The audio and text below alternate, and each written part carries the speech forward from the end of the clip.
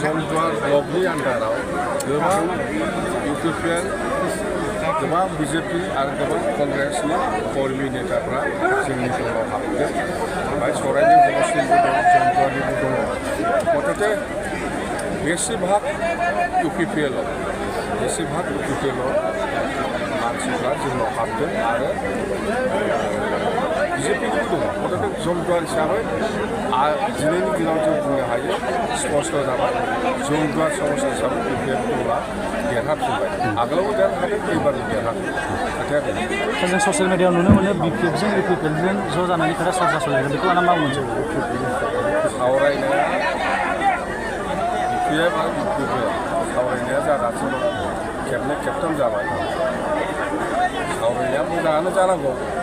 जायोबा मोजां आंबो दिनै ज' जानायखौ लुबैदों खिन्थु बे सावरायफुबाय थानाय समावनो बे इउपिपिएलनि माखासे नेता कर्मिफ्रा ओरैबायदि ब्लेकमेल खालामगासिनो दं थारमाने बे माने जोंनि दलखौ सेस खालामसो नाजादों नस्थ' खालामनो नाजादों बिसोर बुंदों जे इउपिपिएल आरो बिपिएफ मिलायखासिगोन आरो हाग्रामाया डिसप्लेआव थांनानै मन्थ्रि जाहैसिगोन आरो प्रमद बर'आ बिटिसिनि चिफ जाफिनसिगोन होननानै माने बांसावगासिनो दं खिन्थु बे खोथाया नङा थारमाने बिसोरो जोंखौ सावरायनायनि नामाव सावरायबाय थाफानानै जोंनि बिपिएफ हान्जानि मानसिफोरखौ बोलांनाय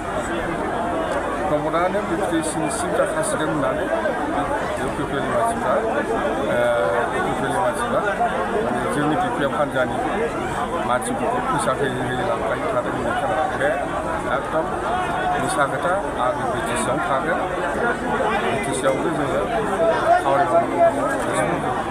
जों खामानि खौसे जायोब्ला सिट शेयारिंनि बाथ्रा फैगोन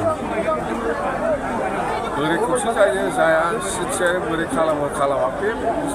सावरायबाय थादों दा जों बुंनो हाया नोंथांनि समस्थियावनो बिपिएफनि माखासे मावखुलियाव इउपिपिएलनि फिरफिलाबो मा बुंनांगौ लाङो जोंना खोथाया मा दा बिपिएफ हान्जाया सरकार दानाय हान्जाफ्रासो जोंनिफ्राय आरोबाव सोरबा थांनो लुबैदोंब्ला थांनाया मोजां मानसिया एसे गेसें जानांगौ होनबा मोजां खामानि मावनो बांद्राय होंगो दोंगोआ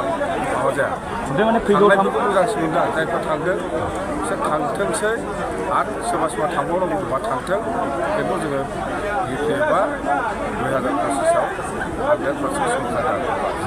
जोङो थांनोसो होगासिनो सोरबा एसे उल्था फाल्था थांग्रा मानसि बिराद मोजां